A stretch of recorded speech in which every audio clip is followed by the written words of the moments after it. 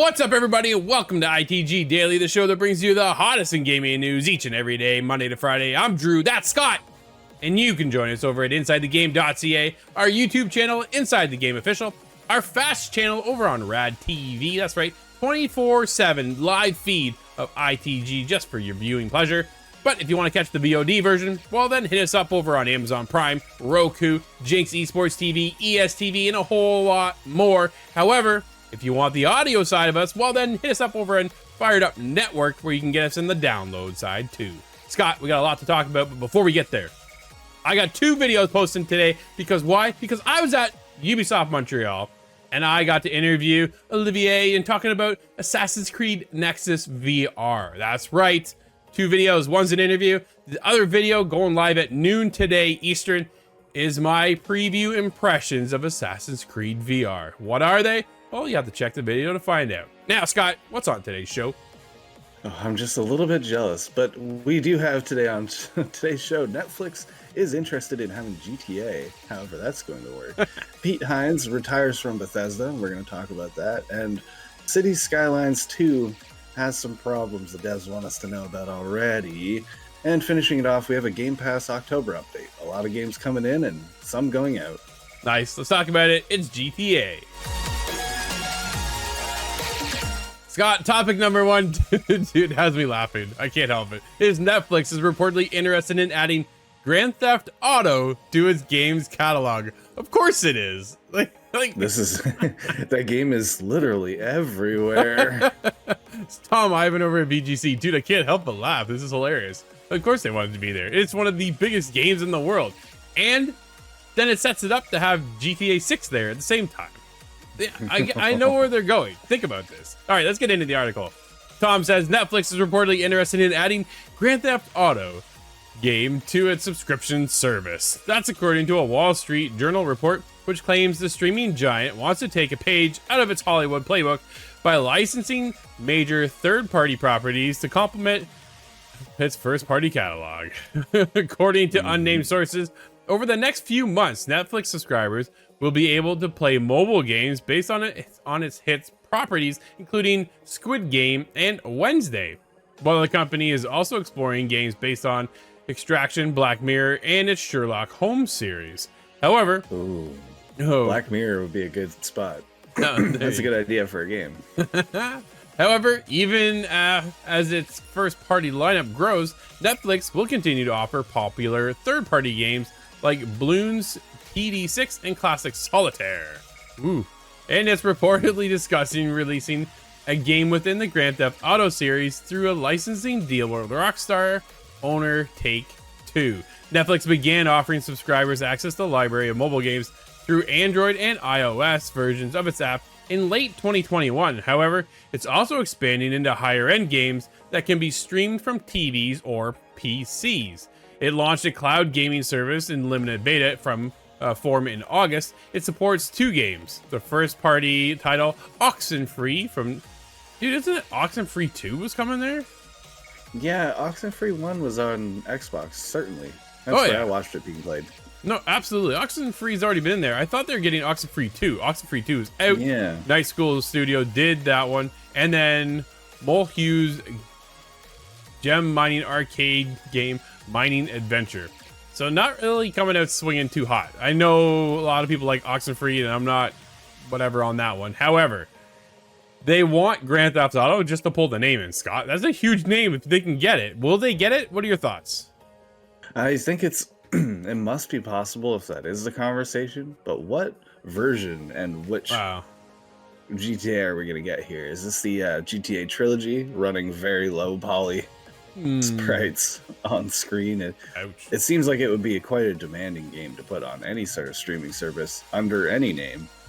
Well, so obviously there's been a vast library of mobile games when it comes to GTA. Is that the library they're pulling over? Or are they looking to get GTA Online and GTA 5? They're looking to bring in major titles, right? They're not only looking to make Netflix the go-to stop for your TV shows, as well as movies and all that alike, but they're also trying to build up the game library for you as well. They started off with mobile, and now a lot of us were like, whoa, that wasn't really what I thought they were going to do. I really thought when they said they're getting into games, they're going to get into like games like the Stadia platform did, right? Where you just connect your controller and away you go. Sounds like that is slowly coming around now, and that's what they're starting to build to. They do have some in-house studios now, which is something that, I mean, granted, Stadia did not, so Netflix is at least on the right path. And if they can pull that off, Oxenfree and Oxenfree 2 is a stepping stone, but to get to the level of, can we get a GTA 5? Can we get a GTA Online there at the same time? However, Scott, you and I are so invested already on our Xbox playing those games. It's not enough at this point to pull us in, but they can pull in new people who've never played maybe a GTA, and they're like, hey, I constantly hear about this game, and now I already pay for the service. Might as well just jump in too at the same time and see if it's worthwhile. I have a hard time seeing how the online would work, however, because which ecosystem do you go into? Is it a cross-play environment where Netflix just gets added to everybody else's servers? But I don't think it works like that, because if we're on Xbox, there's no PlayStation people around. So it's really strange. I wonder how that will change the model. When GTA 6 comes out, do we get cross-play? Right? Just across all the consoles? Yeah. I think that would be the right maneuver, yeah. Make it even bigger. Xbox and PlayStation, right? Because honestly, right now, the biggest holdup for my brother is that he's all the way invested over on PlayStation and has built up his character, his roster of vehicles, houses, businesses, all this stuff. It's like, man, I don't want to start all over on your Xbox to get started and hang out with us and have a good time, right? Now, granted, he's been over there for so long, we're not really playing over there anymore because it's a 10-year-old game, Rockstar. But at the same time, we're kind of we've been off of it just because we've been so flipping busy when it comes to doing what we're doing right now. We've got 2 more videos dropping today at noon. I cannot wait for people to get into this. Yo, Assassin's Creed Nexus is what I've been hands-on with. I actually played the game. VR Assassin's Creed. Check that out. Interview and an actual preview on the game. You can get in and take a quick look at that. But the biggest thing is, because we've been so busy, we've been taken away from GTA a little bit, right? Dude, I'm ready to come back in, though. I've been able to kind of get... I feel like my head is now above water. We dropped 4 videos yesterday, dropping 2 more today, and then the show just continues, right?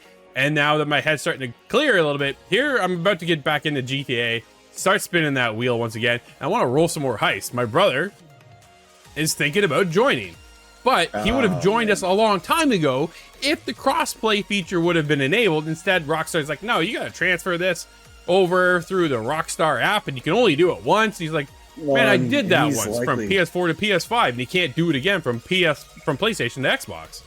That's what I was going to suggest. Yeah, usually, sometimes Rockstar will offer some sort of a service like that. Elite Dangerous was the same for me through Frontier, but unfortunately, that just is not the case. Yeah, no. And when you talk about GTA coming to Netflix, dude, I want to play the current GTA. I say current 10-year-old game. I still want to play that on the big screen, not with a mobile phone, dude. That's not how I want to play this game. Yeah, ironically enough, I'd like to use the Stadia controller. It's a great piece of hardware.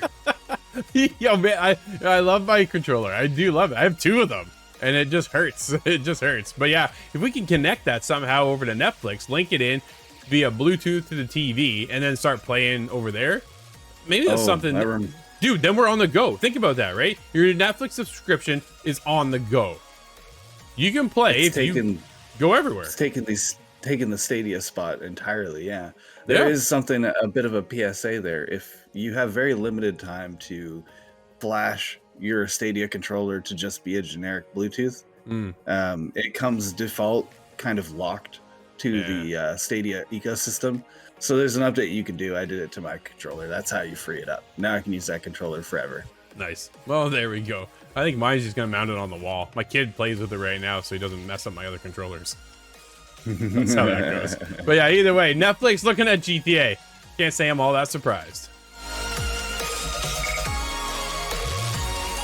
It's got some interesting news as Pete Hines is set to retire. Posted this little blob over on the Twitters. After 24 years, I have decided my time at Bethesda Softworks has come to an end. I am retiring and will begin an exciting new chapter of my life, exploring interests and passions, donating my time where I can, and taking more time to enjoy life. This is not an easy decision. I came to easily or quickly. This is not a decision I came to easily or quickly, but after an amazing career, culminating in the incredible launch of Starfield, it feels like the right time. Scott, I'm stopping right there. We'll get back into it in a second here. Dude, massive launch with Starfield. Is this the right time? It obviously is for Pete. He feels so. Man, it kind of hurts to lose such a beloved face of our industry. You know what I mean? Yeah, his name has been out there forever. Just one of the large names. But Yeah. after a massive launch, it kind of does make sense. Quit while you're ahead, I suppose. Absolutely. He continues on with, this is certainly not goodbye by any means. My love of Bethesda and its people has never wavered, and I will never stop being a part of the incredible community we have grown. Thank you to the hundreds and thousands of fans I've gotten to meet and talk to over the last 24 years. Your energy, creativity, and support has been such a big part of my journey. I look forward to experiencing the next part of the adventure alongside you. Working with the amazing people, teams, studios at Bethesda has been the greatest experience of my life. I'm incredibly proud of everything we have done together, and I'm genuinely excited to see the amazing things they will create next. Love you guys, Pete. Yo, hats off to Pete. Congratulations. A well-deserved retirement. But, like we've seen in the past, just because you say you're retiring doesn't mean you're actually leaving, right? So who knows what'll happen with Pete Hines. We'll kind of keep everybody posted what that looks like when he might return, right? Does he return just in a different role? Maybe just as he joins a board of something, right? Like you see that often. I think of Reggie in that case with Nintendo, right? Retires from Nintendo, but then you find him over here and over here and over here and over here. So maybe Pete Hines is like that, or he's like, you know what? I'm out. 24 years, dude. I'm good, right? After 24 years, that is a great amount of career to just step away. Perhaps this doesn't seem to indicate a change in creative differences or anything like that, any sort of breakage away in that way. So I don't think we can expect a new studio very soon to open. Yeah, no, he's definitely not doing that. I'm sure there's a no compete clause that he's got to sign and all that kind of stuff when leaving, right? But interesting too, right? Because Activision Blizzard just got purchased. They're coming in and Pete's like, I'm out. So I don't know. And then Starfield. Scott, I feel like Starfield came and went. Am I alone in this? Oh, I still haven't been able to pour hours into it because of our aforementioned busy season here. Yeah, that's for sure. It somewhat feels like it has passed me by. It's funny because I was thinking about it just yesterday and the day before going, man, I got to get back to that game. Like I'm 80 hours in and I loved my time. I'm not done by any means, but I was just like, yeah, pulled away here and pulled away there. Dude, I almost need like the holiday season to come back around so I can get back to Starfield. But either way, Pete Hines, dude, landed on Starfield and then bouncing out is a great way to go. So we wish him all the best and look forward to seeing maybe what he does next or just enjoying life. Either or. Happy for him. Drew, a bit of a puzzling and concerning article has come up now. City Skyline 2 devs warn players of performance problems. Quote, we have not achieved the benchmark we targeted, they say. This comes from Christopher Livingston at PC Gamer just a week before the release of City Skylines 2. Developer Colossal Order and publisher Paradox Interactive have issued a warning to fans about the city builder's performance. The statement was posted on the Paradox Interactive forum as both a news item and an FAQ, and the message is essentially lower your expectations. Dude, oh no. Okay, my expectations have been so high. Then delay the game. Don't tell me to lower my expectations. Don't put out the game. Haven't we seen this already? Oh, Scott.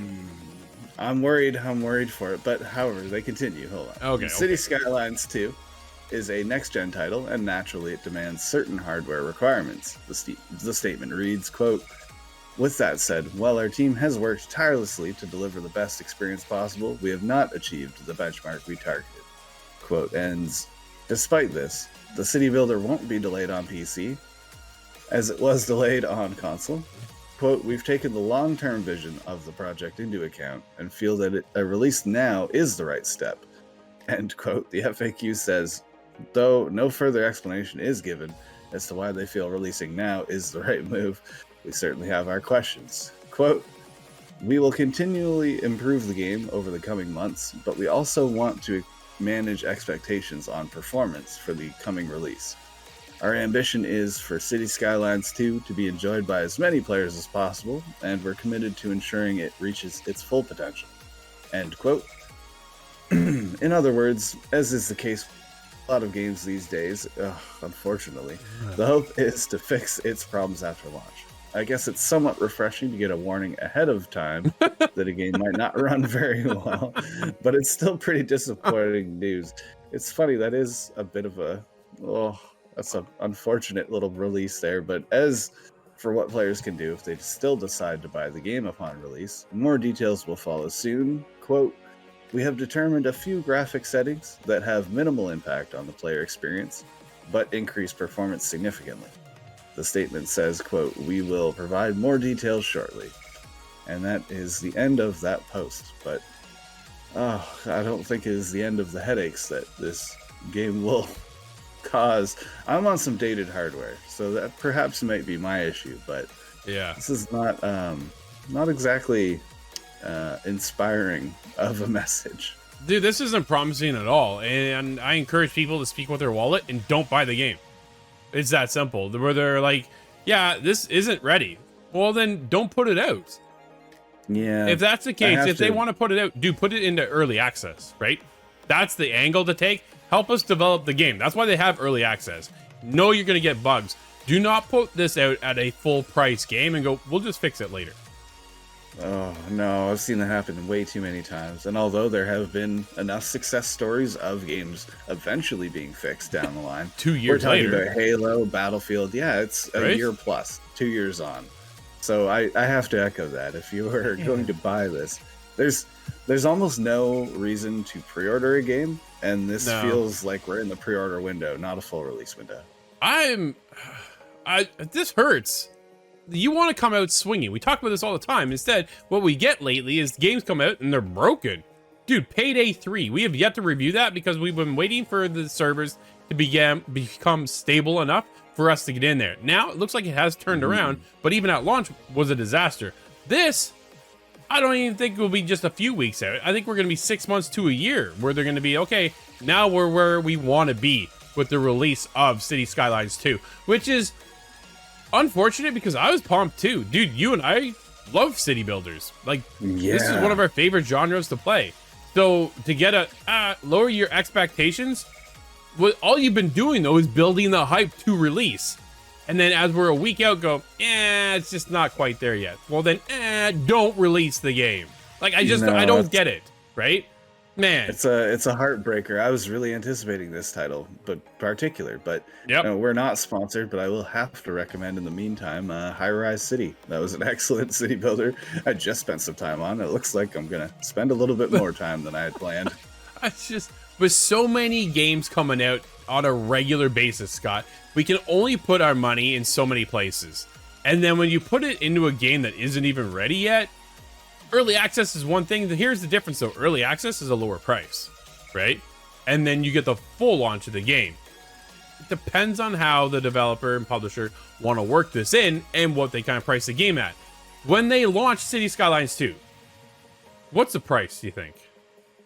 Oh, I would expect it to be full price based on no news to the contrary. But I'm gonna. What if it is a full price game now? $70 or $80? I'm going to Steam right now. It's $60. Here you go.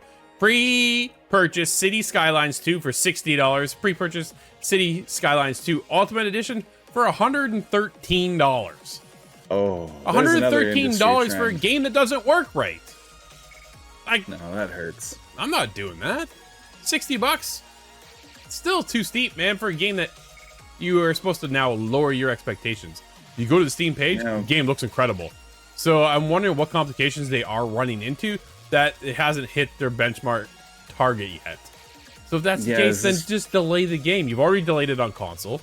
Why not delay it here as well and make it ready so that when people do jump in, it is rave review after rave review after rave review. Instead, it comes out and goes, well, they told us to lower expectations. Here's the list of problems and bugs I'm experiencing while I play the game. Like, that's not what you want to have. I just don't get it. No, that's going to dominate the conversation. And I was looking at it on GamePass, and that's how I'm going to experience it. Me too. Because I don't like the idea of shelling out this money for a broken game or incomplete. But it's we're in an industry where things are moving so quickly that even though it is on Game Pass, if it launches in this state, it's going to pass by me, and I'm never going to look back. Oh, that hurts. Man, that hurts a lot. I was looking so forward to jumping into City Skylines 2. The amount of improvements and changes they've made, this thing looks incredible. But then when the developer themselves says lower expectations, it just lowers me right out of the game. We'll see if we ever get to it, Scott. One last little topic of debate here. We have new Xbox Game Pass titles for console, PC, and cloud to include the Dead Space remake. This is a big one in my books. From Tom Ivan, he's listed these games here.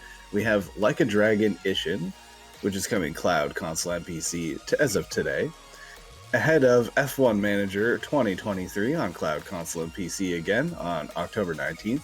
And as we discussed earlier, City Skylines 2 on PC is coming to the Game Pass on October 24th. However, there is some issue with that, we've discovered. That'll be followed by Dead Space on cloud, PC, and series consoles, Frog Detective, The Entire Mystery on cloud and console, and Miniko's Night Market on cloud, console, and PC, October 26th. That's going to be a big day, October 26th. However, there are some games leaving the platform as well, so this is your last chance to get in before October 31st for Gunfire Reborn, Kill It With Fire. Oh, if you don't like spiders, I recommend that one. Persona 5 Royale, The Legend of Tianding, Signalis, and Celesta, Crown of the Magister. I was hoping to play some Persona 5 myself, but I do not have the time for that. Dude, Persona's so big, it's so long, it'll take you forever. You'll never get through it all, that's for sure. But City Skylines, dude, I gotta test out the waters, right? Game Pass. At least we can try it there. Oh yeah, a little bit of time there. I can spend some time there. We'll see how bad it is or how good it is. Maybe we'll give you our full impressions too.